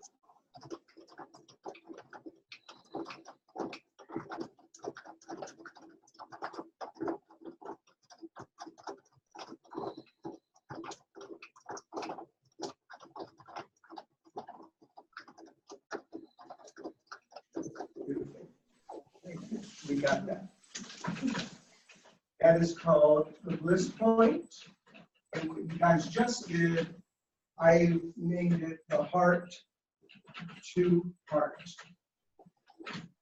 So I want you to know that every distinction you got tonight is the property of the stages of love. The bliss point and the heart to heart are ours. Thank you. Thank you for participating. Thank you for whatever it took for you to be here tonight. It mattered to me that I could share this with you, really. And that completes the evening. If there's anything you need or want, I'm here. Ask me anything, okay? Thanks. And you guys, thank you for being online. because I know it takes extra to be attentive online, and every single one of you were like present. Thank you for doing that, okay? Good night. Hey, by the way, guys, for those of you who I offered the quantum shift to, and I said I'd give you a one-time deal, we made a mistake on the dates, and we put 4 Saturdays in a row. That's not true. It's 1 full day Saturday, then 3 Thursday webinars. So I extend that offer to you in case that was a problem. I had somebody tell me, I can't give up 4 Saturday nights. I was like, 4 Saturday nights? It's not 4 Saturday nights. Well, Rasha, I made the error, honey. You didn't. You just copied my error and you created it. Yeah, thanks. Yeah. Yeah, thank you, honey. Thank you so much, really. Yeah, you know, we got some history, so that's really sweet, too. Been many years. Many years since I've seen you guys. And Bobby, too. Not as many as Jill. No. Jill and I, our relationship, we were